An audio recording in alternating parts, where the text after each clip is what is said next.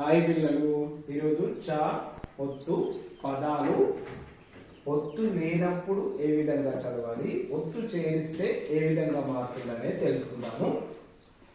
మా చ మచ చా ఒత్తు పెడితే మనము మచ్చ, గ చ చ చి చి చు గ చు గచు.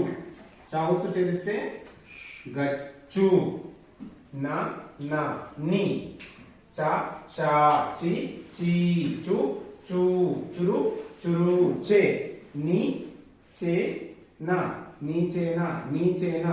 చా ఒత్తు మనం చేస్తే నిచ్చెన, ప ప పి, చ చ చి చి చు పి చు క పి చు క.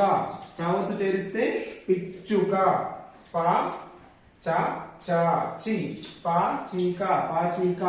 చా ఒత్తు మనం చేరిస్తే పచ్చిక, ప చ డ డ డి పాచాడి పాచాడి అవుతుంది. చా ఒత్తు చేరిస్తే పచ్చడి, ఆ చ చ చి చి చు ల ల లి లి లు ఆచులు.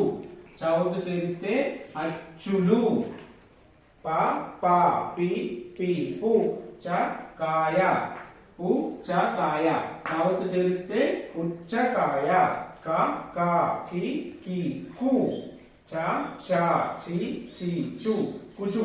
చా ఒత్తు చేరిస్తే కుచ్చు, ర చ రచ. చా ఒత్తు చేరిస్తే రచ్చ, మ చ చ చి మచిక మచిక. చా ఒత్తు చేరిస్తే మచ్చిక, న చ చ చి న చిం. చీ పక్కన సున్నపెడితే చిం, నచిం ద ద ది నచిం ది నచింది.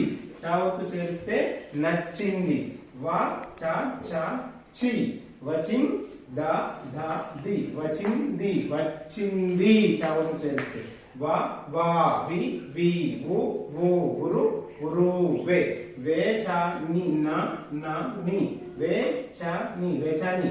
చా ఒత్తు చేరిస్తే వెచ్చని, మ మా మీ మీ ము ము చాట ముచట. అదే చా ఒత్తు చేరిస్తే ముచ్చట. ఈ విధంగా ఎవరైతే తెలుగు సరిగా చదవరాని వాళ్ళు ఉంటారో వాళ్ళు చాలా ఈజీగా ఈ పదాలతో గుణింత పదాలు ఒత్తు పదాలు నేర్చుకోవచ్చు.